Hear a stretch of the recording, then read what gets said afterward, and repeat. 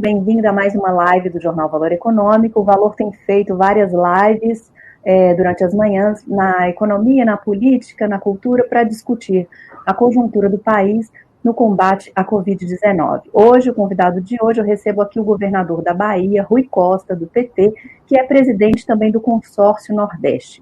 Governador, muito obrigada por sua presença. Obrigado, é um prazer estar aqui com vocês. Governador, eu queria começar para a gente falando um pouco aqui dos últimos números, né, da Bahia. No último boletim epidemiológico já são 22.451 casos confirmados, 762 óbitos e quase 14 mil pessoas constantemente monitoradas pelo Estado. O senhor assinou um decreto, né, agora essa semana, mostrando uma preocupação muito grande com o sul da Bahia. Eu queria que o senhor falasse sobre o quadro geral do Estado, como que está a situação e o avanço da Covid-19 aí na Bahia. Desde o primeiro dia da pandemia, nós adotamos uma estratégia aqui na Bahia de atuar regionalmente ou até em cada município, em função do tamanho territorial da Bahia. Do extremo sul ao extremo norte, nós temos mais de 1.500 quilômetros de distância e não faria sentido adotar as mesmas ações em lugares tão distantes ao mesmo tempo. Por isso, nós fomos acompanhando a evolução da doença no estado e adotando medidas progressivas conforme o avanço da doença. Nesses últimos dias, a região que tem indicadores muito acima da média estadual é o extremo sul da Bahia.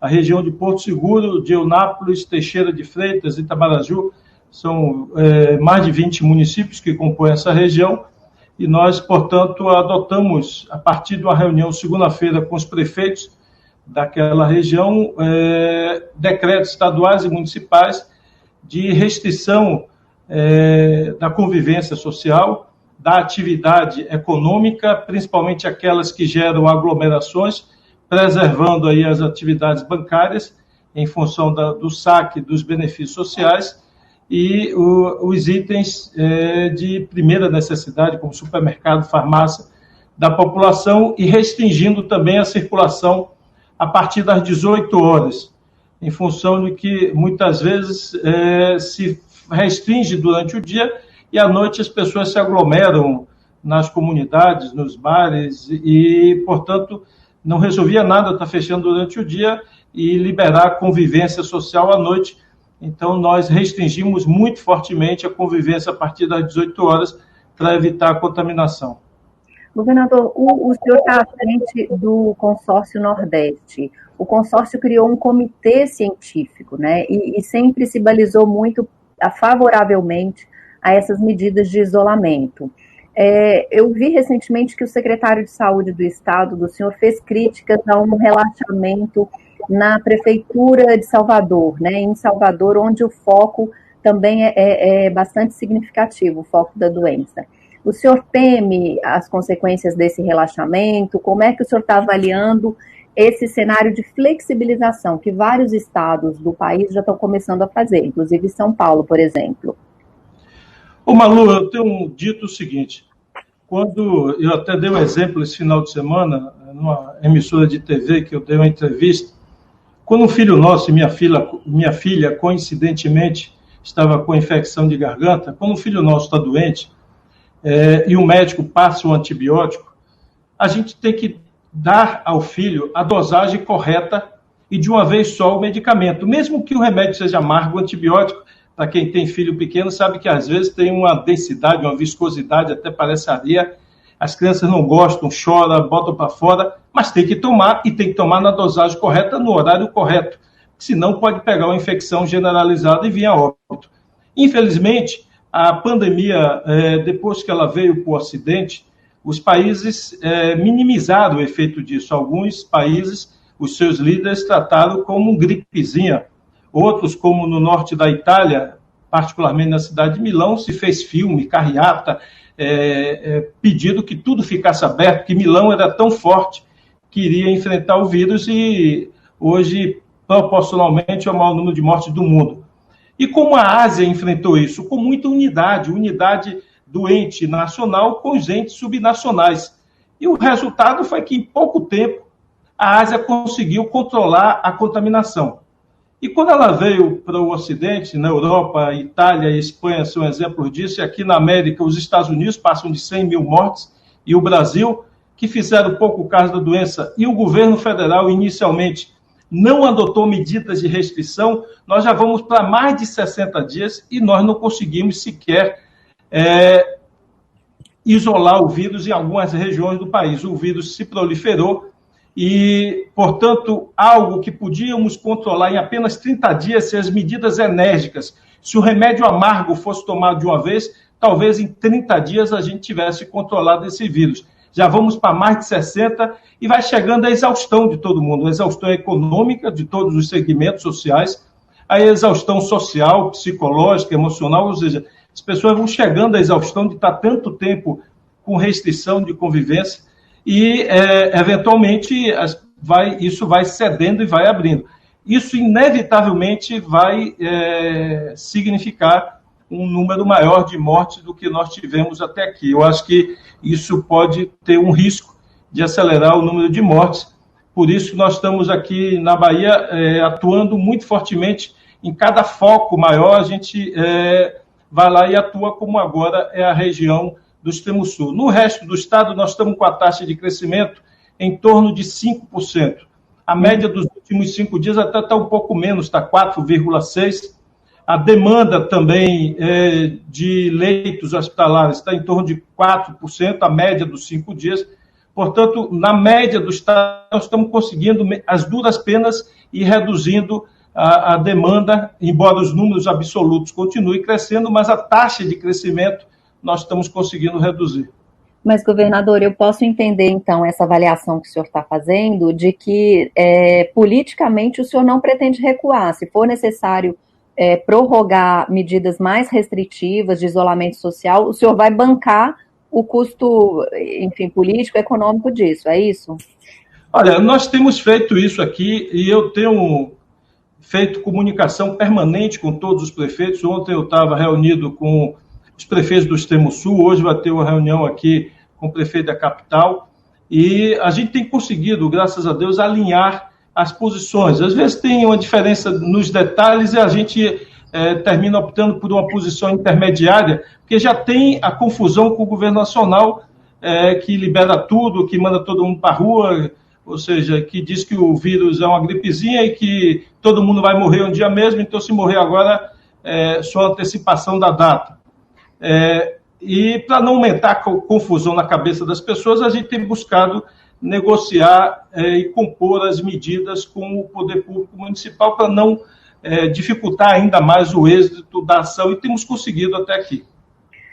O senhor está falando, obviamente, o senhor não citou o nome, mas o senhor está falando do presidente Jair Bolsonaro, que mencionou que fez uma classificação da Covid-19 como uma gripezinha, e a gente tem acompanhado diariamente a postura do presidente, que não tem um envolvimento muito claro, né, com as ações de combate à pandemia.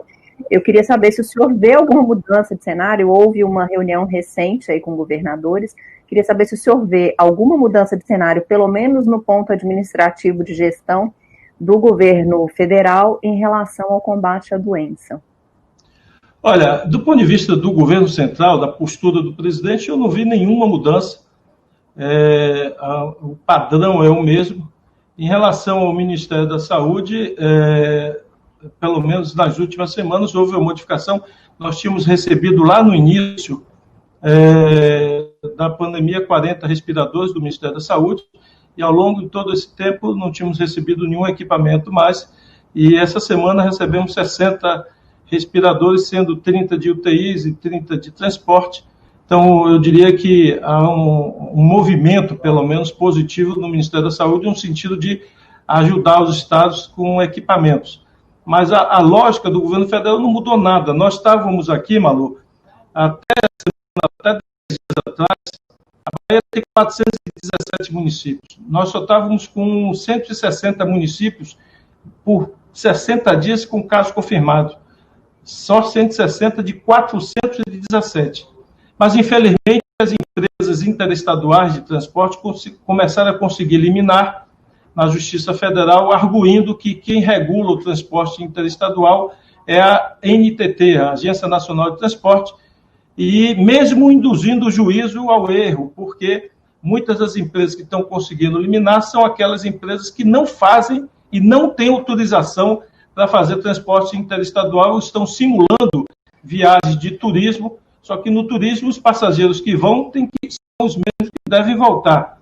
E, portanto, depois dessas liminares, a doença se espalhou e nós estamos chegando, provavelmente no dia de hoje, a 300 municípios com casos. Então, é muito difícil você conter a pandemia quando o ente federado, quando a nação está disposta a isso. As BRs, o governo federal não permite que os estados façam controle, os aeroportos não permitem, e agora, com a liberação via liminar, já que a NTT não se posiciona, dos ônibus interestaduais, nós estamos espalhando para todos os municípios o vírus.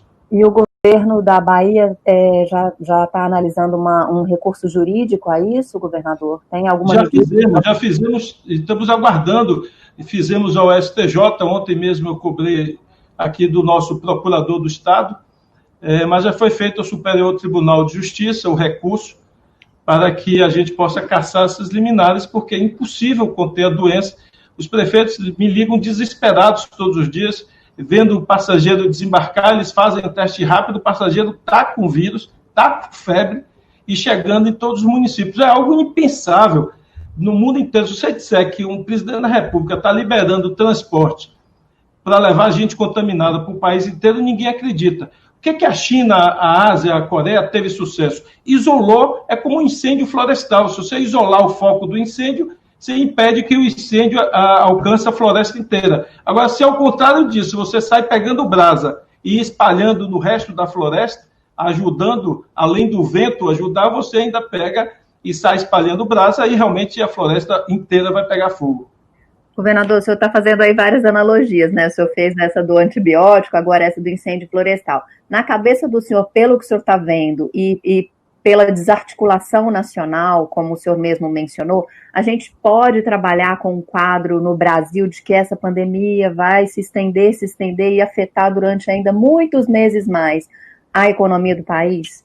E, como o senhor mesmo falou, né, o estado psicológico e social das pessoas?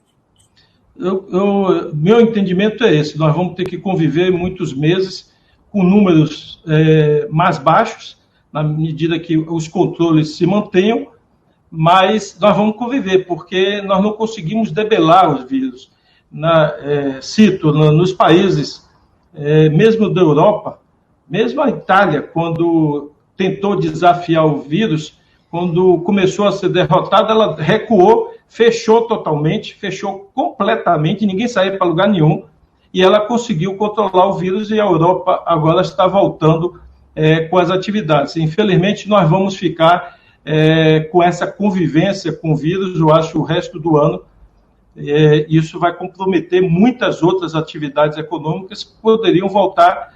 Acho pouco provável que se mantenha durante um longo período mais essa restrição, que todos vão chegando à exaustão econômica, como eu disse, psicológica também, ninguém aguenta ficar tanto tempo. A maior parte da população mora em uma casa de 50, 60, 70 metros quadrados, e o ser humano precisa andar, precisa ter convivência social. Então, o remédio, se não adianta, como eu fiz analogia, eu faço analogia para que as pessoas possam entender. Se o filho chora e você vai dizer, eu não vou dar essa dose que o médico mandou, não, vou dar uma gotinha a cada dia, o seu filho vai morrer de infecção. É o que o Brasil está acontecendo. Nós estamos, infelizmente, contaminando mais gente do que era necessário e tendo muito mais mortes do que seria necessário se nós tivéssemos 30 dias de uma ação coordenada, unificada do ente federal com o Estado e município.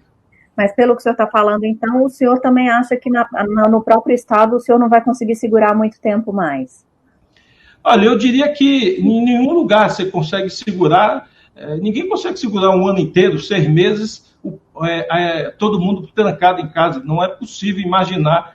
Nós já passamos de 60 dias, daqui a pouco chegaremos a 90 dias, e ninguém consegue ficar, nenhum país, nenhuma nação, nenhum lugar do mundo consegue ficar com tanta restrição por tanto tempo. Então, isso é inevitável, dialogar com a realidade, inclusive psicológica, social e econômica das pessoas, porque, caso contrário, você não consegue coordenar nem comandar mais ninguém. Se você não ouve as pessoas, você não consegue coordenar mais. Então, nós aqui estamos,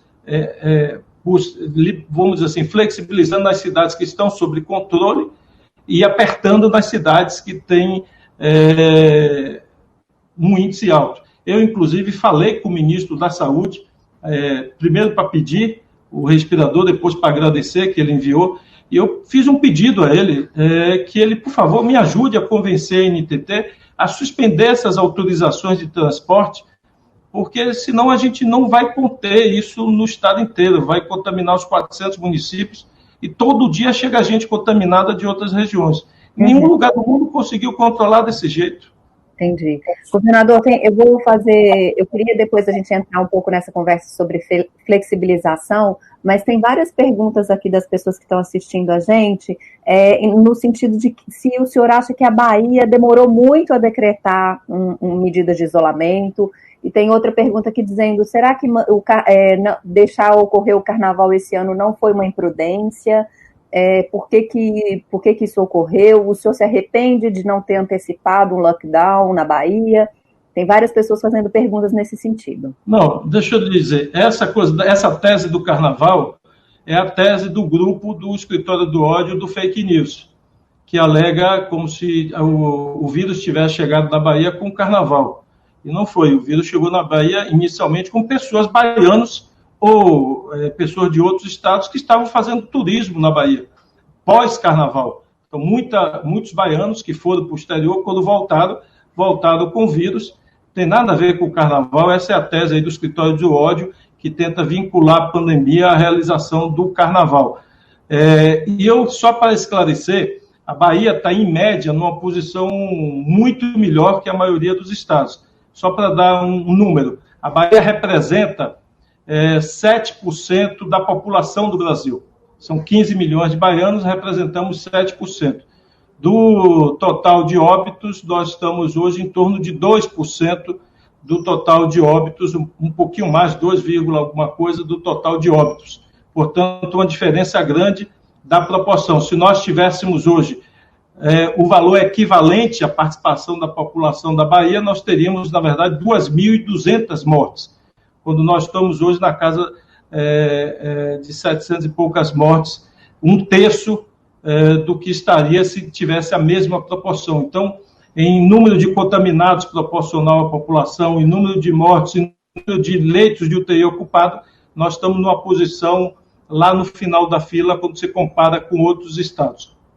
Governador, aproveitando que a gente mencionou um pouco essa questão do carnaval, o senhor já deu uma declaração dizendo que, se houver risco, o carnaval do ano que vem pode ser suspenso. Isso deve ter gerado uma grande apreensão aí na Bahia. Queria que o senhor falasse um pouquinho sobre isso e também sobre o ponto de vista do turismo, que é um dos principais focos também de renda do Nordeste. O senhor acha que isso vai ficar abalado durante muito tempo de agora, com reflexos em 2021, possivelmente até 2022?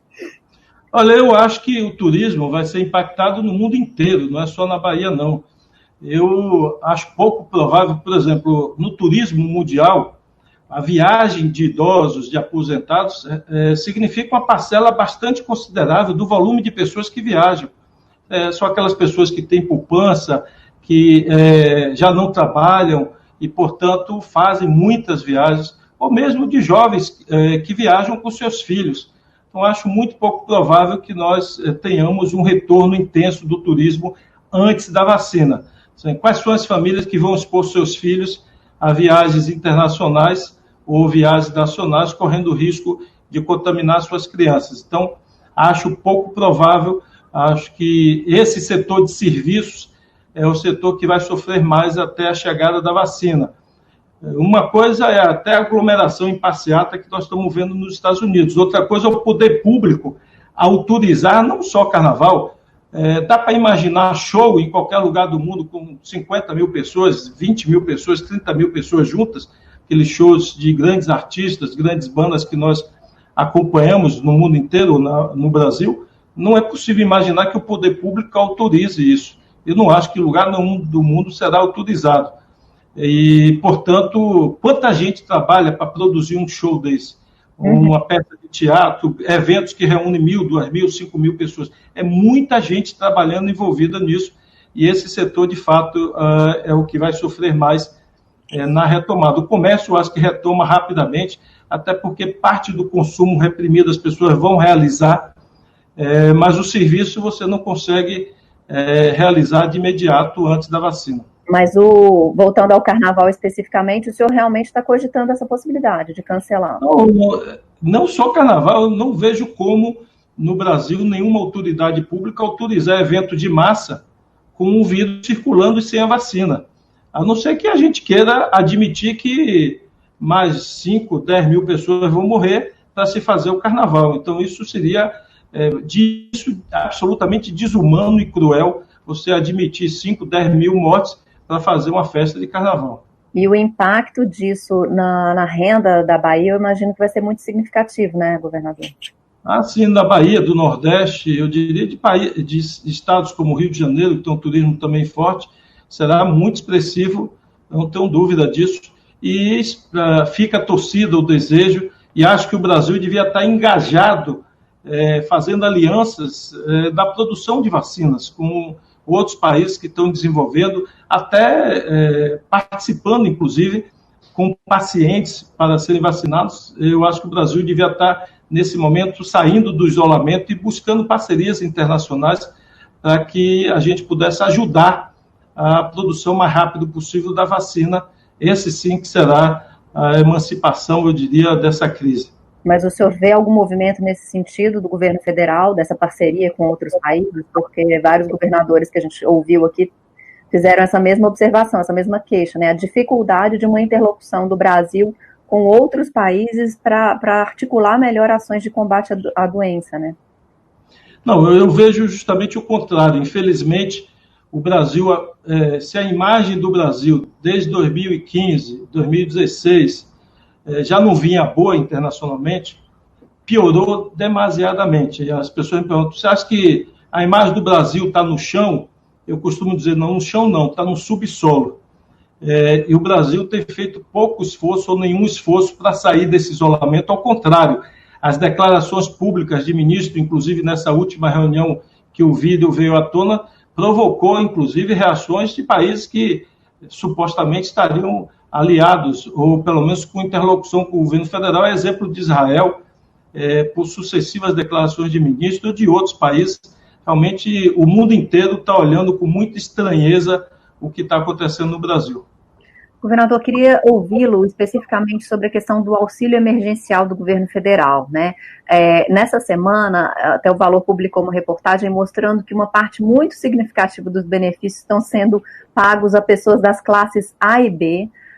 O TCU já identificou uma fraude em quase 8 milhões, mais de 8 milhões de pagamentos de benefícios, e várias pessoas de classe de baixa renda não estão conseguindo acessar o benefício. Como é que está isso na Bahia? O senhor tem um quadro, um panorama? Porque a gente sabe que no Nordeste tem um cadastro, o CadÚnico, né, tem um índice de pessoas que precisam desses benefícios, dessas políticas sociais muito elevado, né? Olha, eu acho que parte dos problemas, não é fácil, antes de mais nada, você organizar de uma hora para outra. Você tinha um cadastro do Bolsa Família, que o do CadÚnico, esse estava organizado. Esse é fácil, a Caixa, qualquer instituição, realizar o pagamento, a identificação das pessoas. Agora, como uma crise dessa é muito mais ampla e você teve que incorporar um quantitativo muito maior de pessoas que estavam, de fato, precisando e em curto tempo, organizar um sistema, um modelo que trouxesse essas pessoas para dentro do sistema. Não é fácil. Eu também não vou aqui fazer demagogia, dizer que seria trivial fazer isso, mas eu acho que o problema se aguça porque o governo não busca fortalecer o Pacto Federativo. Ele não busca dialogar com estados e municípios para ganhar capilaridade, para organizar esse cadastro.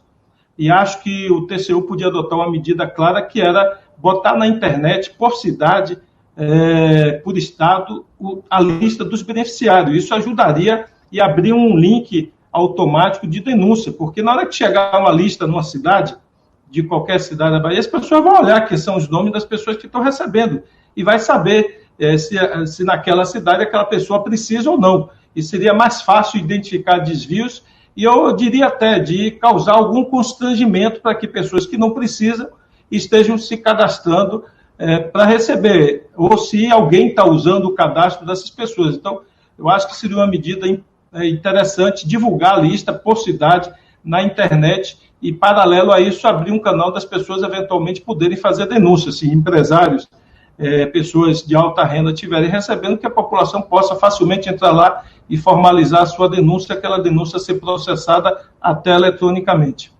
Governador, eu queria aproveitar um tempinho que a gente tem para discutir um pouco essa crise política que o senhor mesmo mencionou, citando a questão do vídeo, né, da reunião ministerial do dia 22 de abril. É meio impossível a gente desconectar essa crise política que o Brasil está vivendo da crise sanitária. Eu queria saber o seguinte, como é que o senhor tem acompanhado essas últimas manifestações, esses protestos em favor da democracia, e qual é a sua postura em relação a isso? Qual que é a postura do senhor? O PT já pediu o impeachment do presidente Bolsonaro. O senhor acha que o senhor também tem uma experiência parlamentar, tem uma forte interlocução ali com Brasília.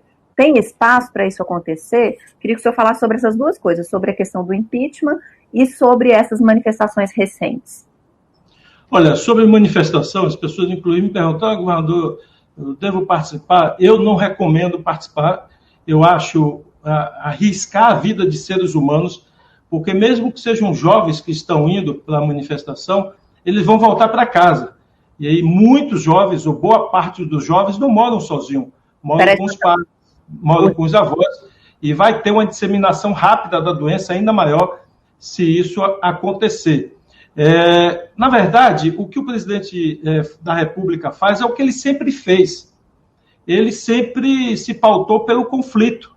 Desde o seu exercício profissional como capitão do Exército, ele não seguiu a carreira militar, ele resolveu fazer conflito e fazer atrito dentro do Exército. Tanto é que foi expulso do Exército, mesmo numa ação lá conciliadora, mas foi expulso porque ele não primou pela sua carreira profissional, que seria a carreira militar. E depois no parlamento, durante 28 anos, ele nunca foi presidente de comissão, nunca foi referência em tema algum.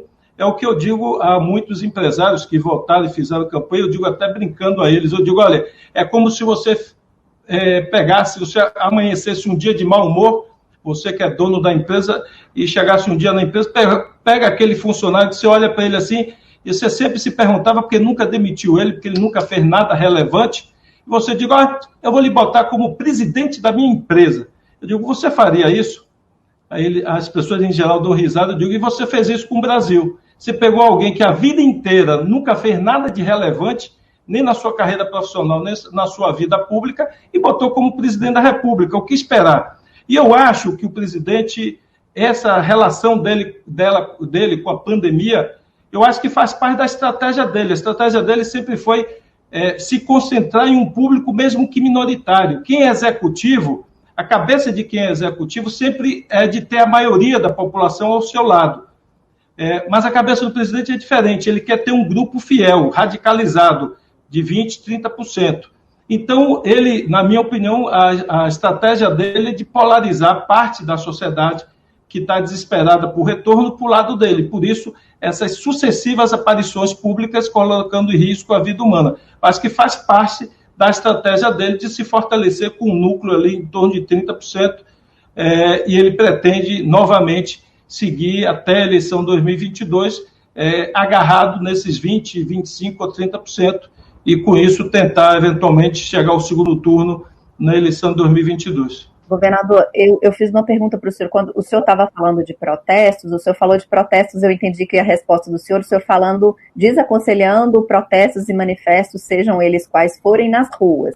Mas eu estava perguntando para o senhor desses manifestos em defesa da democracia, desses movimentos que têm surgido aí, e que isso gerou até uma certa polêmica dentro do seu partido, dentro do PT, porque o ex-presidente Lula disse que ele não é Maria, vai com as outras para assinar qualquer coisa.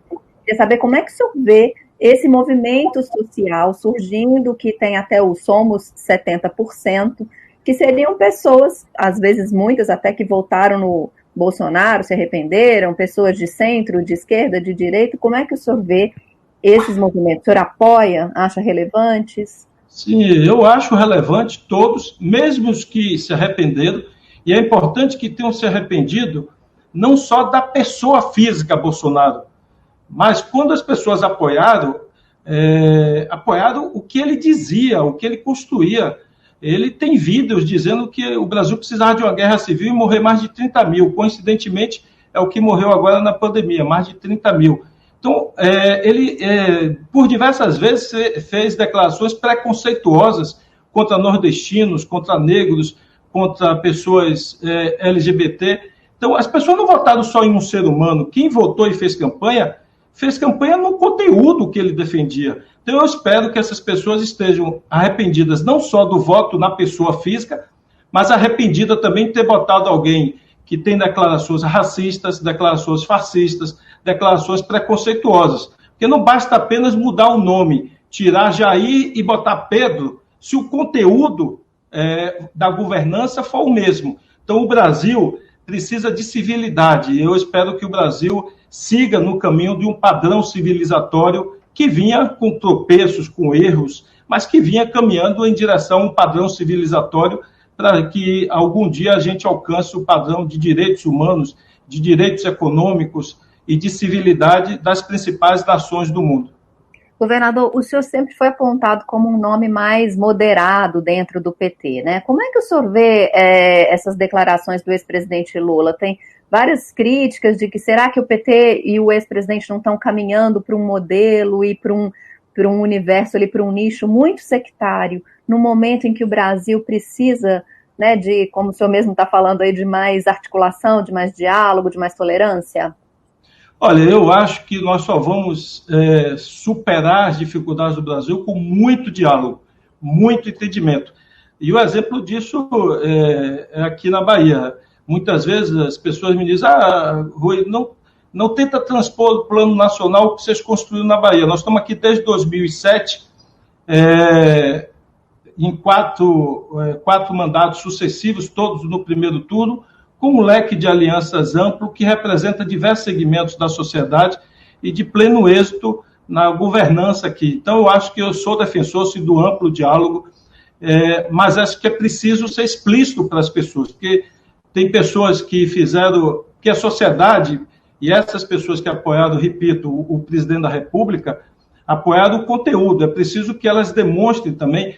Eu acho que o Lula, que algumas pessoas do PT também, nesse momento, estão expressando, não cobravam autocrítica de nós, porque pelos erros que eventualmente o PT tenha cometido. Então, por que essas pessoas também todas não fazem autocrítica de ter apoiado ou ter alimentado a serpente do fascismo? Então, eu acho que é um pouco isso, mas eu sou a favor, sim, do PT participar e de todos. Eu acho que esse é um movimento da sociedade brasileira, não um movimento de um partido ou de outro, e que eu espero que a gente possa enfrentar, inclusive, a partir das manifestações que ocorreram nos Estados Unidos, um fenômeno brasileiro, que é essa herança escravocrata que nós temos. Porque parte da população, parte das pessoas que se revoltaram, na minha opinião, lá atrás, em 2013, naquelas manifestações, estavam revoltadas a partir de uma herança escravocrata, ou seja, de que a empregada doméstica tem que ter hora para entrar e hora para sair,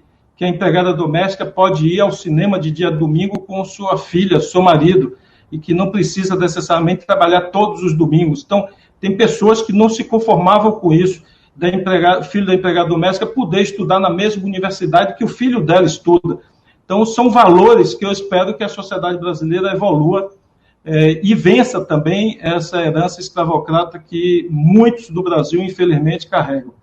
Governador, a gente está caminhando para o final. Eu queria concluir que eu fiz uma pergunta e o senhor não teve tempo ainda de responder em relação ao impeachment do presidente Bolsonaro. O seu partido está apoiando, o PT está apoiando esse impeachment, mas o senhor mesmo citou aqui esse apoio aí resiliente do Bolsonaro em torno de 20%, 30%. Com esse apoio é muito difícil que um processo de impeachment prospere, até por conjuntura política, né? Não tem ainda muita mobilização na classe política favorável a um processo desse tipo. Como é que o senhor está avaliando essa conjuntura? Eu acho que não há cenário no curto prazo para um processo de impeachment. O Congresso não está funcionando virtualmente. Alguém imagina que pode fazer um impeachment virtualmente? Não dá para convocar, dá para imaginar que vai ter impeachment de um presidente no Brasil sem ter manifestações de rua? Em que lugar do mundo, na história da humanidade, isso aconteceu? Só se fosse um golpe de Estado. Então, é preciso o povo precisa participar disso, é preciso ter maioria no Congresso. O povo na rua influencia a formar maioria no Congresso. E, portanto, acho que no curto prazo, esse cenário não vejo probabilidade. E o governo se movimenta, como foi dito pela imprensa, em atrair parlamentares que, historicamente, têm comportamentos sem um padrão ético para sua base e, com isso, garantir os votos necessários a barrar o impeachment. Então, hoje, acho que as condições não são dadas. Nem nós podemos convocar povo para ir para a rua e nem tem hoje maioria parlamentar para fazer a aprovação de um impeachment. E o senhor citou a questão de um golpe aí institucional. O senhor vê algum risco de ruptura? Isso tem permeado aí as conversas políticas nas últimas 2 semanas. Olha, eu espero que não. Eu tenho dado declarações dito o seguinte: os governos e os governantes passam, todos, inclusive eu, as instituições ficam. E um país só é democrático, só é um país civilizado, se suas instituições são fortes. A Justiça, o Ministério Público, precisa ser forte e independente. Não pode se deixar polarizar politicamente pelo governante de plantão, seja ele de direita ou de esquerda. As Forças Armadas são instituição de qualquer país do mundo e elas não podem estar a serviço e fazendo aventuras do mandatário de plantão, subjugando a população para atender os desejos ou proteger a família do governante de plantão. Então, eu acho que é uma imprensa livre, instituições fortes que garantirão que o Brasil seguirá a sua trajetória de caminho para a democracia, de caminho para a civilidade. Governador, a gente chega ao final. Eu agradeço muito. O senhor tem vários temas que a gente gostaria de conversar. A gente vai continuar acompanhando isso. Eu agradeço muito a participação do senhor e desejo que o senhor tenha boa sorte aí na Bahia para enfrentar a Covid-19. Vamos lá, com muito esforço e fé em Deus. Muito obrigado.